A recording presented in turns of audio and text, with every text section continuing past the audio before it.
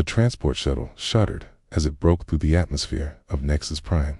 Kim Taeho pressed his face against the small window and watched the massive planet spread out below him. Cities of gleaming metal and glass stretched across continents. Flying vehicles moved between towering spires like streams of light. This was the center of galactic civilization, and he was about to land at its most famous military academy. Taeho adjusted his simple green uniform and checked his gear one more time. A basic backpack, standard issue boots, and his grandfather's old military knife. That was all he carried. Around him, the other passengers wore thick armor suits that hummed with power. Their helmets displayed glowing symbols. Their weapons looked like they belonged in science fiction movies. The shuttle pilot announced their arrival at the Galactic Military Academy. Through the speakers, his voice sounded nervous. Everyone knew about this place. The combat proficiency examination had broken the spirits of countless warriors. Only the strongest survived its trials. The shuttle doors opened with a hiss. Taeho stepped out onto the landing platform and immediately felt the weight of alien eyes upon him. Cadets from dozens of different species stood in formation nearby. Some had 4 arms. Others had skin that looked like living metal. A few towered over him by several feet. All of them wore advanced armor that made them look like walking tanks. They stared at the human in his simple cloth uniform. Whispers began to spread through their ranks. Taeho could not understand their languages, but he recognized the tone. They were laughing at him. "Cadet Kim Taeho," called a voice behind him. He turned to see a woman approaching. She looked mostly human, but her eyes glowed with a soft blue light. Her uniform bore the insignia of an academy officer. "I am Lee So-young, your liaison officer. Welcome to the Galactic Military Academy." So-young led him away from the landing platform. As they walked, she explained the academy's history. "This institution has trained warriors for over 3,000 years, she said. "Graduates serve in the Galactic Defense Force, protecting civilized worlds from threats across the galaxy." The academy grounds were enormous. Training facilities stretched beyond the horizon. Taeho saw cadets practicing with energy weapons on firing ranges. Others fought hand-to-hand combat in protective arenas. Flying vehicles carried groups to different training areas. Everything moved with military precision. The combat proficiency examination begins in 3 days, So-young continued. It consists of 3 phases. First is survival, where you must endure 48 hours on a death world. Second is tactical combat, testing your fighting skills in various scenarios. Third is leadership under fire, where you command a unit. In battle, they entered a massive building that served as the main academy complex. The hallways were filled with cadets from different species. Most wore their armor even during casual activities. Taeho noticed how the suits seemed to do everything for them. They provided air, regulated temperature, and even helped with movement. "Failure rate is 73%, So-young said quietly. "Most cadets are eliminated during the first phase. Those who survive all 3 become elite warriors." She stopped at a doorway marked with strange symbols. "This is your quarters, okay? You will share the room with another human cadet, Kong Minho. He arrived yesterday." Taeho entered the room to find a young man sitting on one of the beds. Taeho looked up and smiled with relief. "Thank goodness, another human," he said. "I was starting to think I was the only one crazy enough to come here." Minho had more equipment than Taeho. His gear included a basic protective vest and an energy weapon. "I bought these on my home world," he explained. "The academy allows personal equipment as long as it meets safety standards." "What did you bring?" Taeho showed him his simple gear. Minho's eyes widened. "That's it? You plan to take the combat exam with just a knife and cloth uniform? This is how my people have always fought, Teho replied. We adapt to our environment, instead of trying to control it. That evening, they attended orientation in the academy's main auditorium. Hundreds of cadets filled the seats. The diversity was incredible. Teho saw beings with tentacles, others with multiple eyes, and some that seemed to be made of living crystal. All wore armor that probably cost more than most people earned in a lifetime. Commander Vexdale took the stage. The Savrian instructor stood 8 feet tall, with crystalline skin that reflected the room's lights. His 4 arms moved independently. As he spoke, cadets, you have come here to prove your worth as warriors. The combat proficiency examination will test every aspect of your abilities. Physical strength, tactical thinking, and leadership skills will all be evaluated. The commander's voice carried across the silent auditorium. You will face environments that would kill lesser beings. You will fight opponents trained to destroy. You will make decisions that determine the fate of your comrades. Many of you will fail. Some may not survive. Teho felt the weight of those words around him. Heavily armored cadets shifted nervously. He wondered how many of them had ever faced real danger without their protective suits. The first phase begins in 72 hours, Commander Vexdal continued. You will be transported to Kethmorin, a Class 5 Deathworld. Weather conditions include acid rain, temperature extremes, and electromagnetic storms. Wildlife consists of apex predators that have evolved to hunt armored prey. You must reach the extraction point within 48 hours. After orientation, cadets gathered in small groups to discuss strategy. Teho listened to their conversations. They talked about equipment upgrades, environmental suits, and defensive systems. Everything focused on technology and protection. Minho joined one of these groups. He seemed eager to fit in with cadets who had better gear. Keho walked alone through the academy's corridors, observing the training facilities. He watched cadets practice with their advanced weapons. Lendair suits malfunctioned. They became helpless when their weapons ran out of power. They could not continue fighting. In the gymnasium, he saw aliens struggling with basic physical exercises.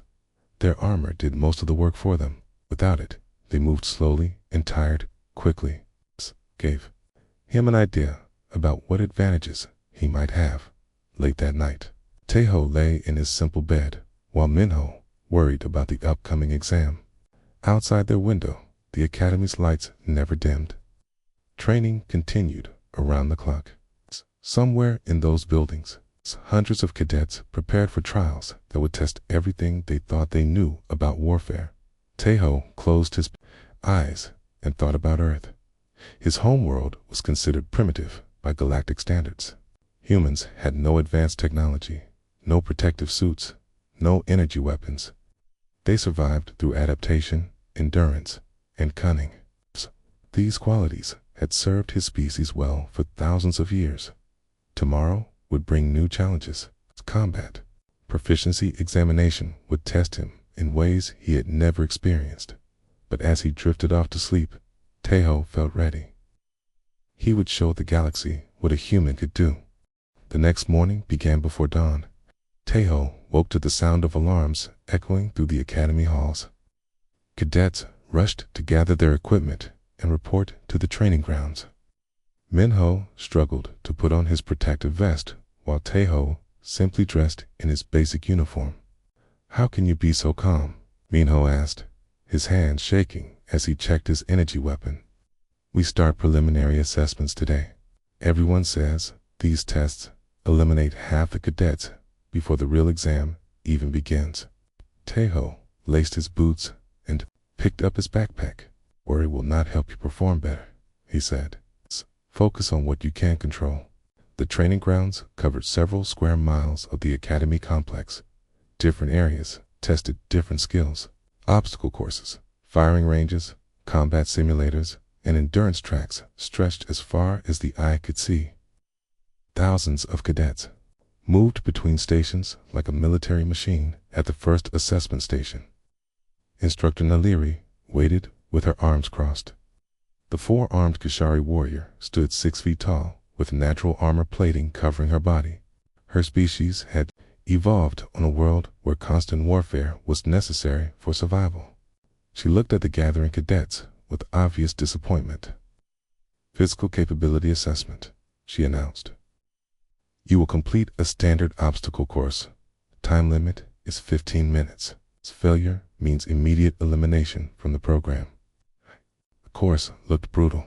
Its walls 20 feet high, rope climbs over spiked pits, and narrow beams suspended above bottomless drops. Most cadets activated their armor's assistance systems. Motors hummed as their suits boosted their jumping ability. In Strength.Park, Ji-Woo stepped forward first. The Andorian cadet wore armor that looked like it weighed more than Taeho's entire body. Natural bone plates covered his face and arms, giving him a fearsome appearance. His powered suit amplified his already impressive strength. Ji-Woo completed the course in 12 minutes. His armor systems helped him leap over obstacles that would challenge normal beings. When he finished, other cadets applauded. He was clearly one of the favorites to pass the exam. Next, Instructor Naliri called. Several more cadets attempted. The course, most succeeded with help from their equipment. A few failed when their systems malfunctioned, or when they relied too heavily on technology instead of their own abilities. "Human cadet Kim Tae-ho," the instructor announced. Tae-ho stepped forward. Around him, other cadets watched with interest. Some pointed at his simple uniform and whispered comments to their friends. He could see amusement in their alien features. "Where is your armor?" Instructor Naliri asked. "I do not use armor," Tae-ho replied. The instructor's 4 eyes studied him carefully. "The course is designed for protected cadets. Without armor, you may be seriously injured. I understand the risks." Naliri nodded slowly. "Begin when ready." Tae-ho approached the first obstacle, a wall too high to climb normally. Other cadets had used their suits' jumping assistance to clear it.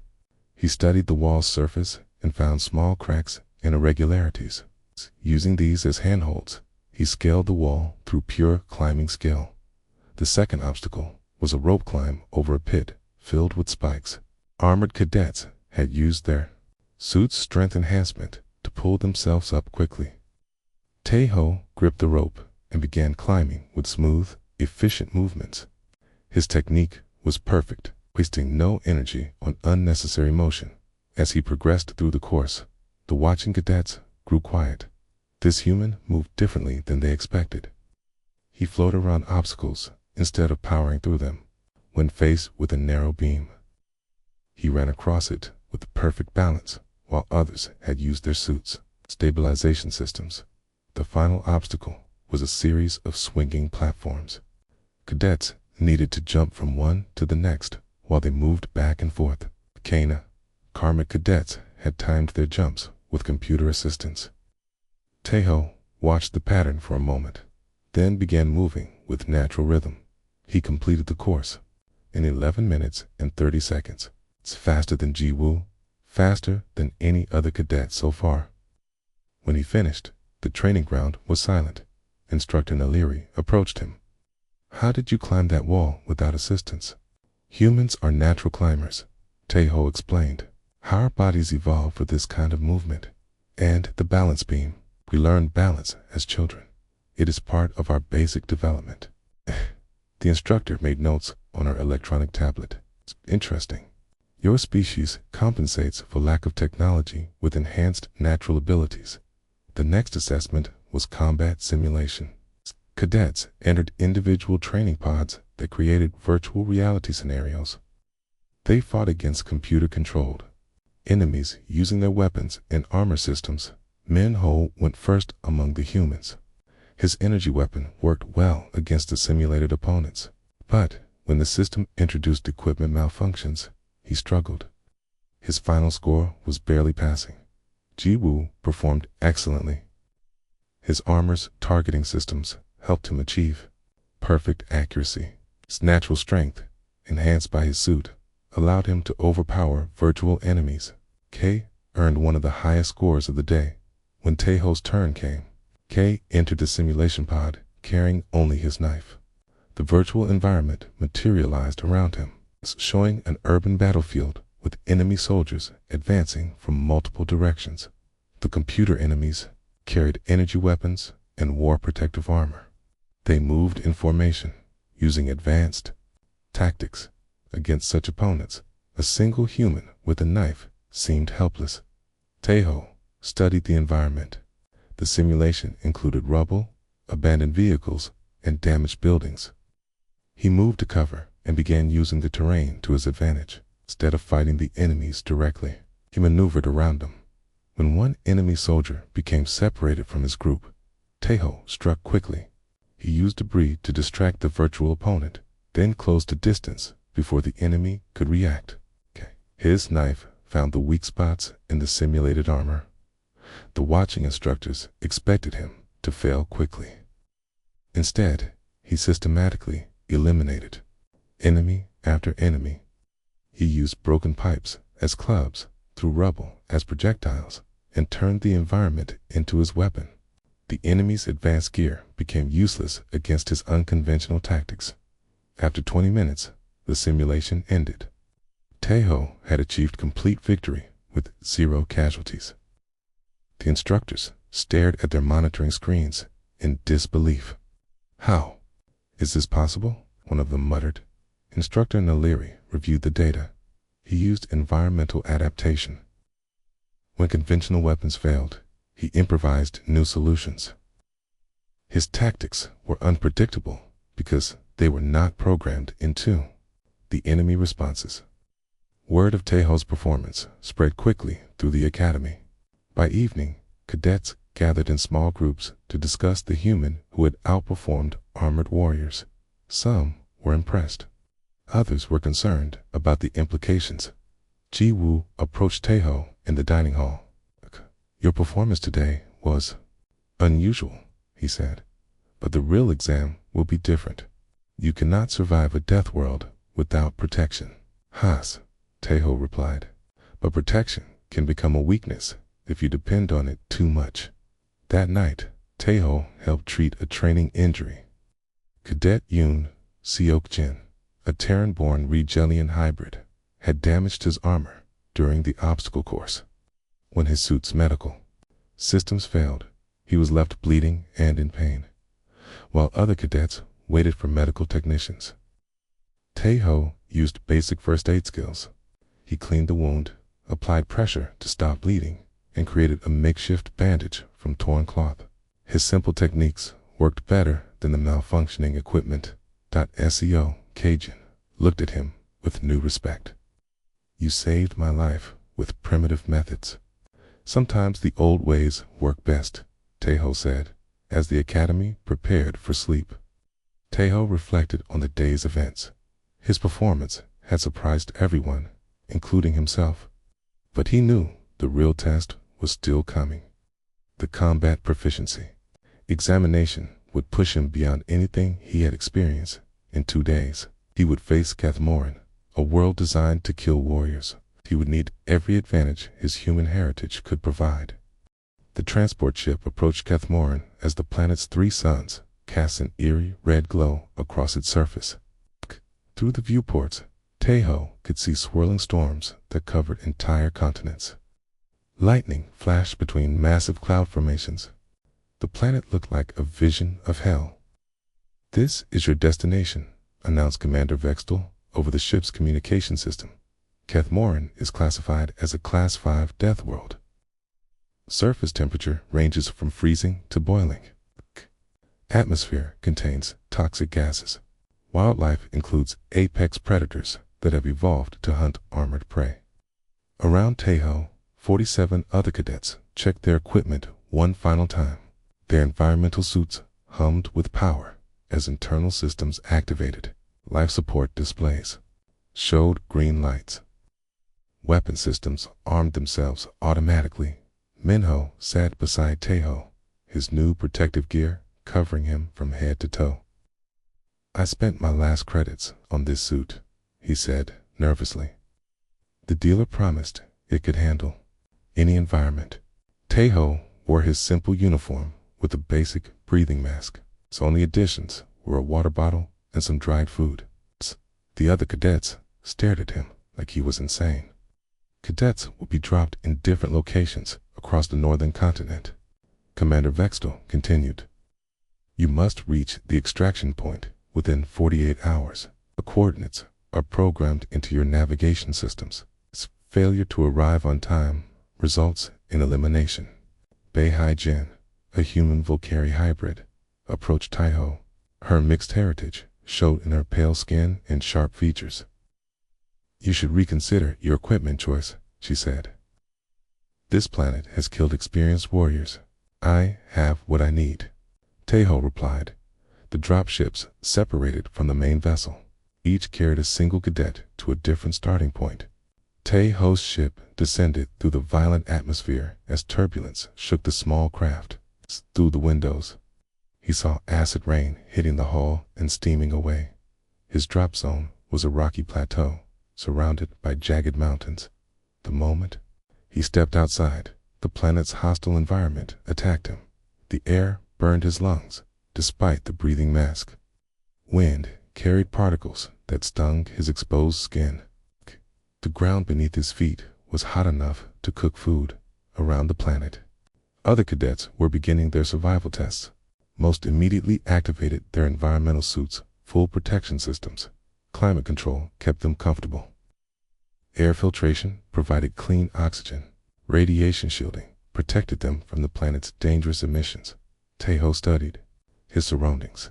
The plateau offered little shelter, but he noticed rock formations that could provide protection from the wind. He found a cave entrance and explored it carefully. The interior was cooler and the air was cleaner. Using his knife, he carved marks in the cave walls to track direction. He collected dry materials that could be used for fire. His movements were efficient and purposeful, like someone who had survived in harsh environments before 6 hours into the trial. The first disaster struck. A massive electromagnetic storm swept across the continent. Lightning filled the sky with brilliant flashes. The electromagnetic pulse disabled electronic systems across a wide area. Cadets who depended on their suits' navigation systems suddenly became lost. Their climate control failed, exposing them to the planet's brutal environment. Communication systems went dead. Many panicked as their technology abandoned them. Tejo felt the electromagnetic pulse as a tingling sensation across his skin. His simple compass and analog watch continued working normally. He used the storm's lightning to see the landscape and continued, moving toward his destination. In another part of the continent, Minho's environmental suit flickered and died. He stood in the middle of a toxic swamp, completely helpless. Training had not prepared him for survival without technological assistance. Within minutes, he activated his emergency beacon and was eliminated from the exam. Ji Wu's advanced armor weathered the storm better than most, but his navigation system was damaged. He wandered in circles for hours, his suit's power slowly draining. The proud Andorian warrior began to understand how dependent he had become on his equipment. As the storm continued, Tejo made steady progress across the dangerous terrain. He used natural landmarks to maintain direction. When he encountered a river of acid, he found a safe crossing point by testing the water with small stones. His grandfather had taught him these techniques for surviving in hostile environments. The planet's wildlife began to emerge as the storm passed.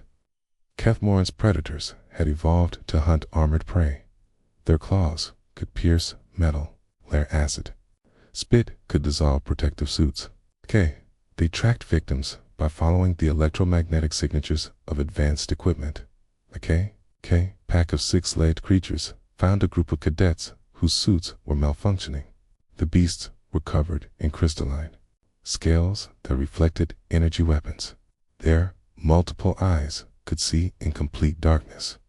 They moved with deadly intelligence, surrounding their prey.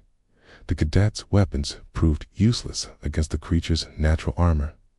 Their damaged suits offered no protection. 3 cadets were eliminated before rescue teams could respond to their emergency signals. Tejo encountered the same species of predator while crossing a narrow valley. The creature was massive, standing 8 feet tall, with claws like sword blades. It had been tracking him for hours, drawn by his movement rather than technology. Instead of running or fighting, studied the creature's behavior. He noticed it moved carefully around certain types of rock formations. The animal avoided areas where specific plants grew. It was afraid of something in the environment. Following the creature's example, Tejo found the plants it avoided. When he crushed their leaves, they released a strong odor that made the predator retreat. He covered himself with the plant's juice and continued his journey unmolested. 24 hours into the trial, Tejo reached the extraction point ahead of schedule. The site was a small clearing, surrounded by monitoring equipment. Instructor Kalanos, the Academy's survival specialist, waited with a team of observers. Cadet Kim Tejo reporting. Tejo said simply. The instructor's tentacled face showed surprise. You are the first to arrive. How did you navigate without electronic systems? I used natural methods, Tejo explained. It's the stars, the wind patterns, the way water flows, and the predators. I avoided them by understanding their behavior. More cadets began arriving as the deadline approached. Many were carried by rescue teams, their suits damaged and their bodies exhausted. Ji Woo arrived with 3 hours remaining, his armor scarred and his pride wounded. Hai-Jin reached the extraction point just before the deadline. Her mixed heritage had helped her adapt better than pure aliens, but she still struggled without her suit's assistance. She looked at Tejo with new respect. You saved my life, she said. When my suit failed, I followed your path. Your trail. Markers led me to safety. Of the 48 cadets who began the trial, only 19 completed it successfully. The others were eliminated due to equipment failure, injury, or failure to reach the extraction point in time. The survival rate was lower than usual. Thanks to the electromagnetic storm. Commander Vextel reviewed the results with obvious concern. Cadets performed poorly, he told the instructors.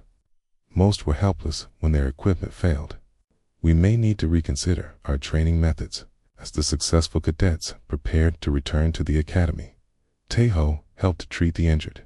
His basic first aid skills proved valuable when medical equipment was damaged. He shared his remaining food with hungry cadets whose supply systems had failed. The other survivors watched him with growing respect.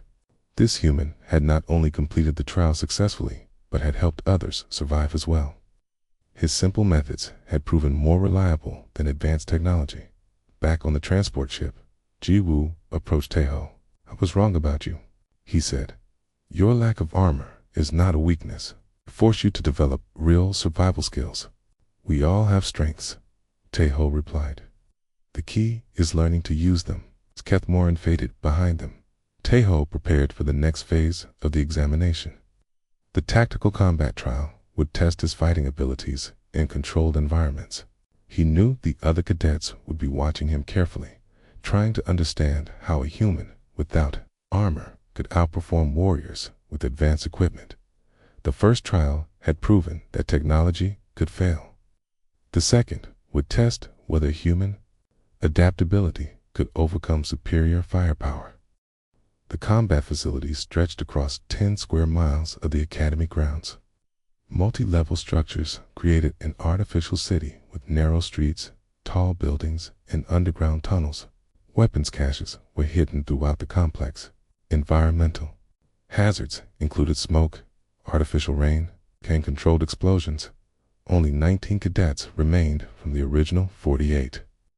The survivors of Keth Morin stood in formation as General Corvade addressed them. The 4-armed Kishari commander wore ceremonial armor that gleamed in the morning light. The tactical combat trial would test your fighting abilities under realistic conditions. he announced. You will face increasingly difficult scenarios. Conventional weapons, energy weapons, explosives, and environmental dangers will all be part of your challenges. Taeho stood beside Ji-woo and Hai-Jen. The three had formed an unofficial alliance after the survival trial. Despite their different backgrounds, they worked well together. Strength Hai-Jen's technical knowledge and Taeho's adaptability complemented each other. Individual trials began first. General Corvidon continued. Each cadet will complete 3 combat scenarios alone. Performance will be measured on accuracy, tactics, survival, and mission completion. Failure means elimination. The first scenario was urban warfare. Cadets entered a section of the facility designed to look like a war-torn city. Enemy soldiers, controlled by advanced computers, attacked from buildings and alleyways. The objective was to reach a specific building and secure it. Zorthok, the Unbreakable, went first. The massive Thrakari warrior wore the most advanced armor Taeho had ever seen. His suit enhanced his already impressive strength by a factor of 10. His weapons could punch through solid steel. His targeting system never missed. Zorthok charged through the simulated city like a living tank. His weapons destroyed everything in his path. Enemy soldiers fell before they could react. Buildings crumbled under his assault. He completed the scenario in record time with perfect accuracy. The watching instructors nodded approvingly. This was the kind of performance they expected from elite warriors. Overwhelming firepower combined with advanced technology created unstoppable combat effectiveness. Ji-woo performed well using similar tactics. His armor was less advanced than Zorthok's, but his natural abilities made up the difference. He used brute force to overcome obstacles and enemy resistance. His score was among the highest. When Taicho's turn came, he entered the simulated city carrying only his knife and a basic rifle from the weapon cache. The enemy soldiers immediately began attacking from multiple positions. Energy bolts lit up the streets around him. Instead of charging forward like the others, Taeho moved carefully from cover to cover. He studied the enemy positions and identified their patrol patterns. When he moved, it was with purpose and stealth. He avoided unnecessary confrontations. The computer-controlled enemies had been programmed to expect armored opponents with heavy weapons. They positioned themselves to counter direct assault tactics. Taeho's approach confused their targeting systems. He climbed to the rooftops using natural handholds and broken structures. From above, he could see the entire battlefield. The enemies below continued searching for him at ground level. He moved across the buildings like a ghost. When he struck, it was swift and precise. He dropped into enemy positions from unexpected angles. His knife found weak points in their simulated armor. He used their own weapons against their comrades. Within minutes, it eliminated half the enemy force without being detected. The remaining enemies tried to adapt to his tactics, but their programming was too rigid. It could not counter an opponent who refused to fight conventionally. Taeho completed the scenario with 0 damage and perfect mission success. Instructor Naliri studied performance data with confusion. His combat effectiveness exceeded all expectations, she told her colleagues. But his methods are completely outside standard doctrine. The second scenario was defensive combat. Cadets had to protect a position against waves of attacking enemies. Most relied on heavy weapons and strong fortifications. They built barriers and created killing fields where they're advanced. Weapons could dominate. Taeho took a different approach. Instead of staying in one position, he moved constantly around the defensive area. He used hit-and-run tactics, striking at enemy flanks and disappearing before they could respond. His mobility made him impossible to pin down. When enemy forces tried to surround him, he led them into traps he had prepared. Explosive charges placed in key locations eliminated entire squads. Environmental hazards became weapons in his hands. He turned the enemy's superior numbers against them. The third scenario was team combat. 3 cadets worked together to assault a heavily fortified position. Taeho was paired with 2 alien warriors he had never worked with before. Both wore advanced armor and carried powerful weapons. His teammates immediately began planning a frontal assault. Their strategy involved using their armor's protection to advance directly toward the target. They expected Taeho to follow their lead and provide covering fire. "This will not work," Taeho said quietly. "The enemy position is too strong for a direct attack." One of his teammates, a proud draconian warrior named Feltar, dismissed his concerns. "Your primitive weapons cannot understand modern warfare," he said. "Follow our lead and try not to get killed." The assault began with Veltaire and his partner advancing across open ground. Their armor deflected the first wave of enemy fire, but the defenders quickly adapted. Heavy weapons targeted their weak points. Explosive mines hidden in their path disabled their movement systems. Within minutes, both of Taeho's teammates were pinned down and taking heavy damage. Their advanced equipment, which had seemed so powerful, became useless under concentrated fire. They called for Taeho to rescue them. Instead of charging to their aid, Taeho circled around the enemy position. He used the noise of combat to mask his movement. While the defenders focused on his trapped teammates, he approached from an unexpected direction. The enemy fortification had been designed to repel frontal attacks. Its rear defenses were minimal. Taeho infiltrated the position and began eliminating defenders from within. He used their own weapons and equipment against them. By the time the defenders realized what was happening, it was too late. Taeho had neutralized their heavy weapons and opened a path for his teammates to advance. The mission succeeded with minimal casualties. After the individual trials ended, team scenarios began. Cadets were divided into groups and given complex objectives. Communication, coordination, and leadership became as important as fighting ability. Tae-Ho found himself leading a mixed team that included Jiwoo, Hyjin, and 2 alien cadets who had initially refused to take orders from a human. The mission was to capture and hold a strategic position against multiple enemy attacks. "I will not follow a primitive Deathworlder," declared Corvus, Centauri warrior with natural energy weapons built into his arms. "My species has been fighting wars since before humans discovered fire." "Your choice," Taeho replied calmly, "but the mission succeeds or fails as a team." The first enemy attack came from the expected direction. Corvus and his ally rushed forward to meet it head-on. Their natural weapons and advanced armor made them formidable opponents. They drove back the attackers with impressive firepower. But while they celebrated their victory, Taeho was preparing for the second wave. He had studied the enemy's tactics and predicted their next move. When the attack came from an unexpected direction, his team was ready. "How did you know?" Corvus asked as they repelled the second assault. "I watched their patterns," Taeho explained. "Enemies, like water, flow toward the path of least resistance." The third attack was the largest yet. Enemy forces surrounded their position with overwhelming numbers. Conventional tactics would have failed against such odds. But Taeho had prepared a different kind of defense.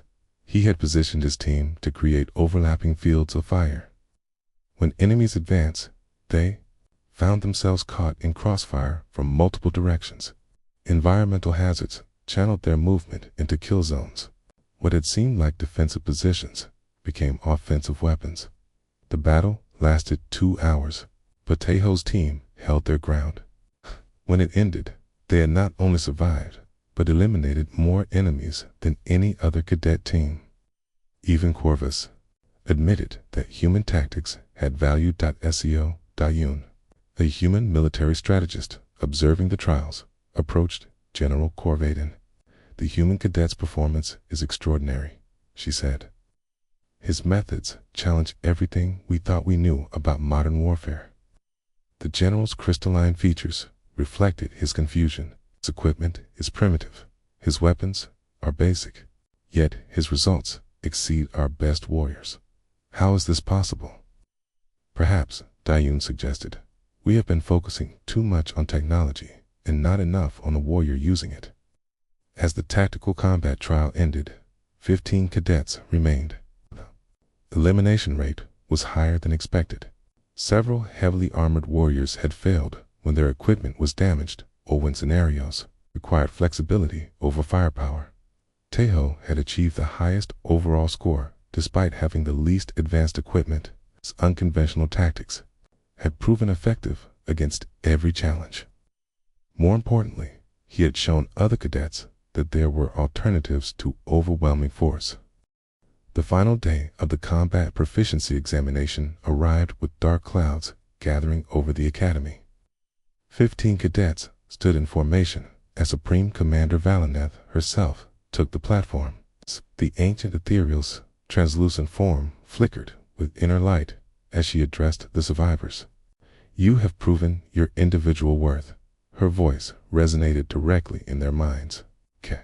Now you must demonstrate the highest quality of a warrior, the ability to lead others in battle.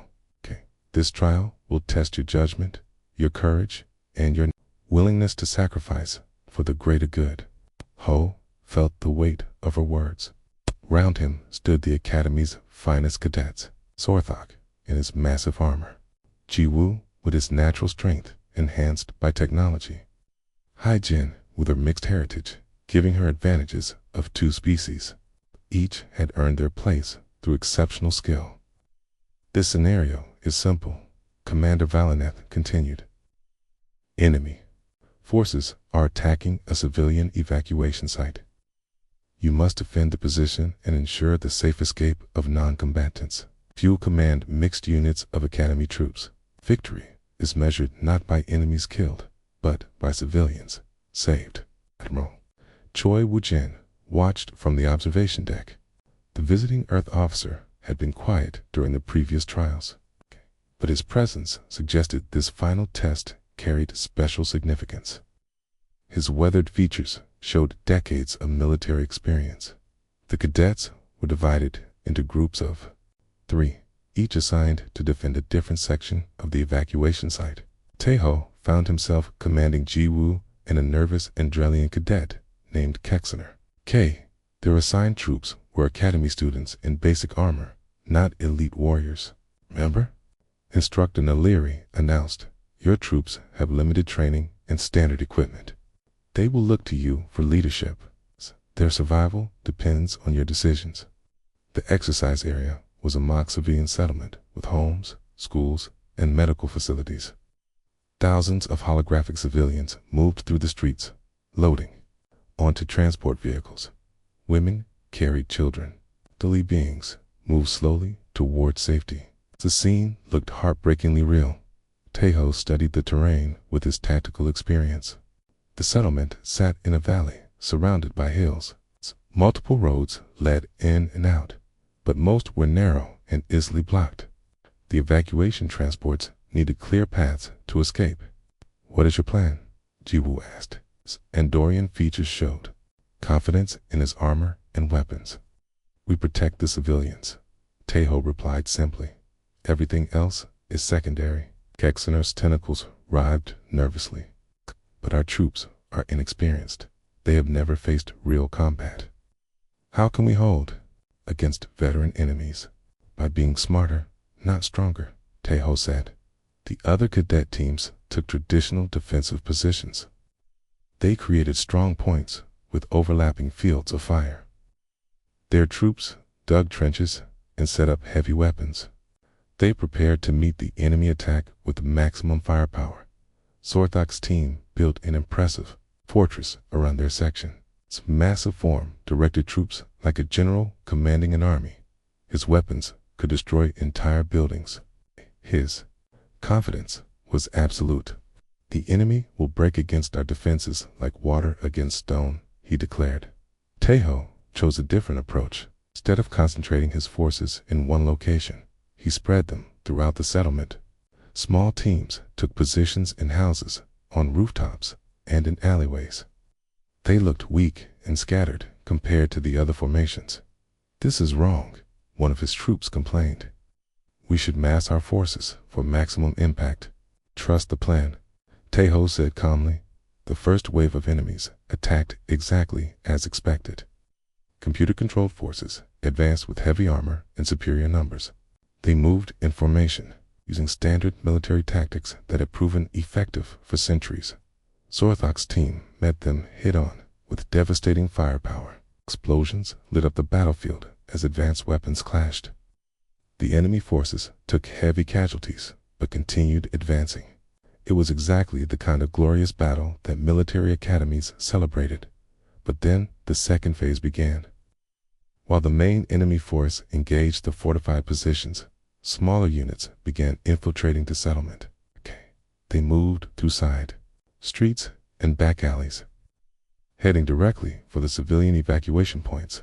The other cadet teams were trapped in their defensive positions. They could not abandon their fortresses without being overrun by the main enemy force. They watched helplessly as enemy infiltrators approached the helpless civilians. Tapos scattered. Troops were perfectly positioned to intercept these infiltrators. His small teams struck from unexpected positions, using their knowledge of the settlement's layout to ambush the enemies. What had looked like poor deployment proved to be tactical genius. "How did you know?" Kexner asked as they eliminated another enemy squad. "I watched their previous attacks," Tejo explained. "They always used the same pattern: frontal assault to pin defenders, infiltration to strike the real target." The battle continued for 2 hours. Enemy forces adapted their tactics, but Tejo's flexible deployment countered every new strategy. They brought heavy weapons. His troops melted away and struck from new directions. When they concentrated on one area, he attacked their flanks. Most importantly, the civilian evacuation continued uninterrupted. Transport after transport departed safely, while Tejo's forces bought them time. His troops took casualties, but their sacrifice saved thousands of innocent lives. Then disaster struck. A massive electromagnetic pulse, similar to the one on Keth Morin, swept across the battlefield. Electronic systems failed throughout the exercise area. Vance's armor shut down. Weapon targeting systems went dark. Communication networks collapsed. The other cadet teams suddenly found themselves helpless. Their troops, dependent on electronic equipment, could barely function. Sophisticated weapons became useless clubs. Elite warriors stumbled around like children. Zorthok's mighty fortress became a trap. His troops, blind, without their electronic systems, could not coordinate their defense. Enemy forces overran their position within minutes. The proud Throkari warrior watched his command collapse around him, but Tejo's forces continued fighting. Effectively, he had trained them to use simple weapons and basic tactics. When their advanced equipment failed, they switched to rifles, knives, and improvised weapons. Our human commander had prepared them for this exact situation. "Remember? Your training from Earth," Tejo called to his troops. "We fought wars for thousands of years before we had computers. Trust your instincts, watch each other's backs, and keep the civilians safe." His soldiers responded with determination. They formed firing lines like ancient infantry. They communicated with hand signals and shouted orders. They fought like warriors. From Earth's history, when courage and skill mattered more than technology, the enemy forces, programmed to counter modern military tactics, could not adapt to this primitive approach. Their artificial intelligence could not process opponents who fought like humans from centuries past. Tejo's troops systematically eliminated them. When the exercise ended, the results were clear. Of the 5 cadet teams, only Tejo's had successfully completed the mission. His section had saved 97% of the civilians while suffering minimal casualties. The other teams had failed catastrophically when their equipment was compromised. Supreme Commander Valineth materialized beside the exhausted cadets. Her ethereal form studied Tejo with interest. "Explain your tactics," she commanded. I prepared for equipment failure, Teho replied. Technology can be disabled, but training and determination cannot. My troops learned to fight as humans, have always fought together, with courage, adapting to any situation. Admiral Choi approached the group with a slight smile. Cadet Kim Tae-ho, you have just demonstrated why Earth was invited to join this academy. Humanity's greatest strength is not your technology, but your ability to overcome any obstacle through adaptation and teamwork. The truth began to emerge. Earth's primitive conditions had actually created the galaxy's most effective warriors. Humans had learned to survive without advanced technology, making them superior when that technology failed. Their natural pack instincts made them excellent leaders in crisis situations. For 3,000 years, Commander Valaneth announced to the assembled academy, we have trained warriors to depend on armor, weapons, and electronic systems. This human has shown us that true strength comes from within. We must change our methods. Tae-ho graduated with the highest honors in academy history. He became the first human to achieve galactic warrior status, but more importantly, he had proven that his species belonged among the stars. The academy began implementing new training programs based on human methods. Cadets learned to fight without armor, to lead without electronic assistance, and to adapt without technological crutches. Kalix's military forces became stronger because of what one human had taught them. 6 months later, Kado stood on a platform overlooking Earth's first interspecies military training center. Alien cadets arrived daily to learn from humanity's harsh world. They came seeking the secrets of human adaptability and leadership. Welcome to Earth, Taho said to a group of nervous alien trainees. Here, you will learn to be warriors, not just soldiers. You will discover that the greatest armor is courage, the best weapon is intelligence, and the strongest force in the universe is the will to protect others.